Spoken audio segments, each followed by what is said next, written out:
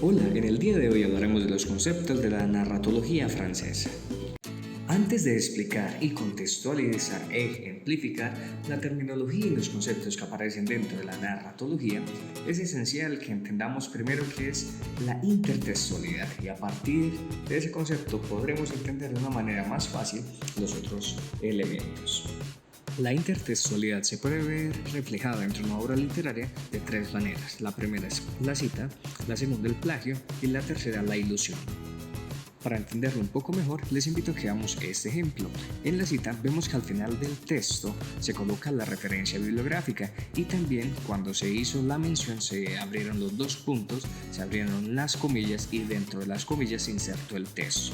Por otro lado, en el plagio, el escritor trata de convencer al lector que él es el dueño o el creador de cierto elemento, como lo vemos en nuestro ejemplo, que inicia, podría ser una comparación entre la Bogotá, dándonos a entender que él es el que está haciendo la comparación.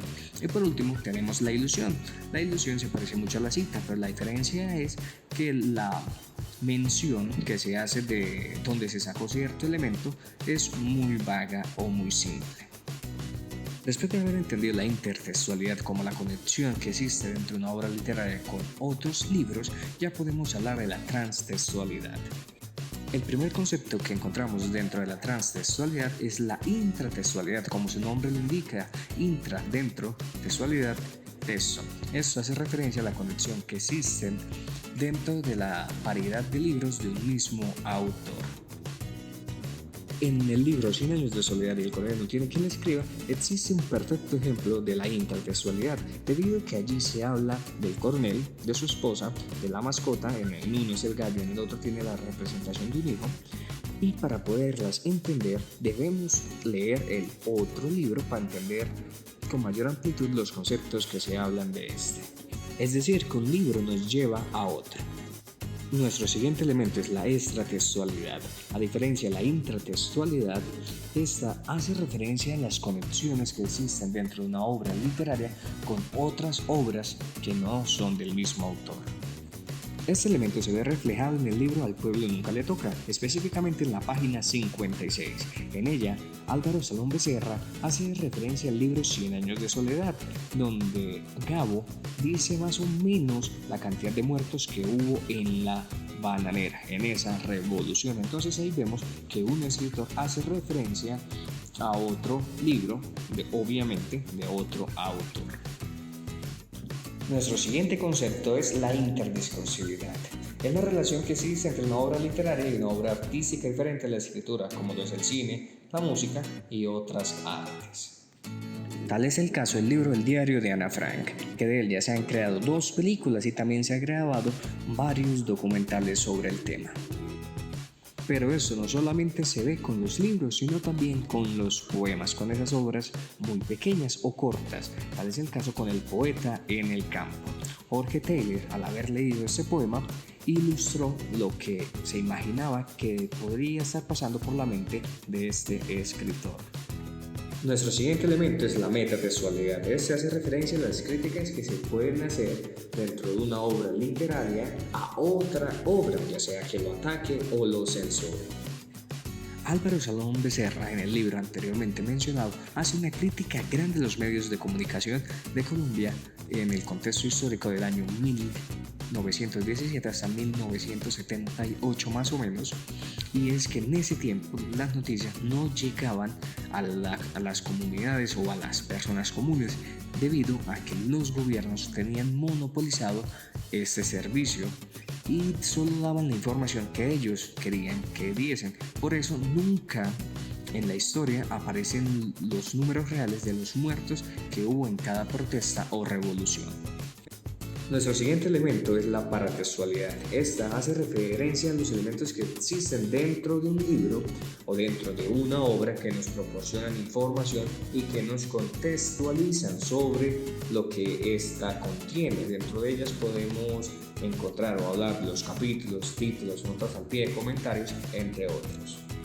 El Principito es el mejor ejemplo de la paratextualidad, debido a que en él encontramos una gran variedad de imágenes que nos ayudan a entender lo que el escritor está hablando. Además, también encontramos el índice, también encontramos que el libro se divide en capítulos, en este caso los capítulos no tienen nombre, pero en otras obras literarias sí la tienen. También vemos que el escritor hace una dedicación, incluso pide perdón por esa dedicación que ha hecho. También vemos que al final del libro le deja un mensaje o una misión a sus lectores. Seguimos con la architextualidad y esta nos habla de la relación del género literario que comparte con otras obras afines. Género literario, subgénero y clase de texto son uno de los elementos que podemos encontrar dentro de la architextualidad. Entonces la architextualidad es la que se encarga de emparentar los textos en función de sus características comunes en géneros literarios, subgéneros y clases de textos. Por ejemplo, en la Ilíada y la Odisea, las dos tienen la misma forma, contenido, son novelas épicas, está compuesta por el mismo autor, está escrita en versos e involucra a los mismos personajes. Pero hablemos ahora de algo que me es más familiar. Los libros del señor Álvaro Salón Becerra, como por ejemplo Al pueblo nunca le toca, son libros que hablan de las crisis políticas o de la historia política de nuestro país, Colombia, y maneja casi siempre el mismo estilo y la misma función literaria. A este punto me gustaría hacer una comparación entre la intertextualidad y la transtextualidad. Bueno, la intertextualidad nos habla de que las obras literarias no son huérfanas, sino que tienen conexión con otras obras. En cambio, la transtextualidad nos habla de todas las variaciones y todos los elementos que existen dentro de las obras literarias con referencia a la conexión con otros libros, ya sea del mismo autor o de otros. Dentro de la narratología francesa Gerard Genette encontramos tres elementos muy interesantes, que es la parodia, el pastiche y el travestimiento. La parodia toma una obra y lo que hace es que la transforma y la vuelve humorística, pero no satírica. Por otro lado tenemos el travestimiento, que hace lo mismo, pero a diferencia que sí es satírico. Y por último tenemos al pastiche, que se parece a la parodia en el sentido que no es satírico, pero que es una imitación. En ella no se hace una transformación. Cuando hablamos de la parodia dentro de la literatura tenemos que hacer referencia a los rapsodas, ya que es con ellos que de cierta manera se termina de crear este término. La parodia hace referencia a aquellos textos que les falta como cierta emoción o vida que llame la atención las personas que lo pueden estar escuchando o leyendo. Entonces lo que hace la parodia es ciertas modificaciones del texto y le da un significado distinto. Y para darle ese ánimo o esa emoción incluye ciertos versos cómicos que vivifican la obra original. A pesar que se pueda modificar, se debe tratar de mantener la sombra del texto original y su función es crítica, pero no busca ridiculizar. Para entender eso un poco mejor, tenemos aquí dos libros. El primero es The Lord of the Rings, el que en español sería El Señor de los Anillos, y el segundo es Lord of the Rings, que es el aburrido de los anillos. ¿Qué pasa con estos dos libros? Bueno, el segundo es una parodia del primero, pero no es satírica. ¿Cuáles son las cosas no satíricas? Las que se hacen por mera diversión. Lo satírico tiende a ofender. En este caso, podemos, a pesar que tiene otro nombre y otra portada, se puede entender y saber que se está hablando del Señor de los Anillos, porque aún conserva esa sombra que hablábamos anteriormente. Nuestro siguiente elemento es el travestimiento.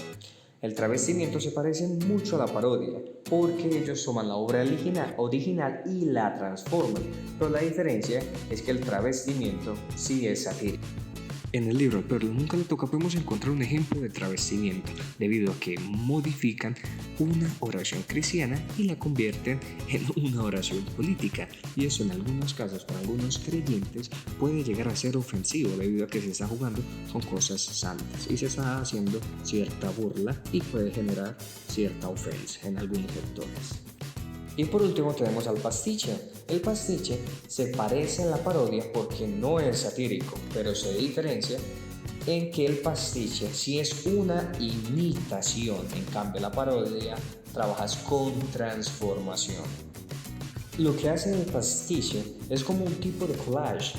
Toma elementos de muchas obras literarias y luego los agrupa en un solo elemento y trata de convencer al lector de que es una obra original, pero lo que realmente es una copia de muchas obras que se han agrupado en una sola.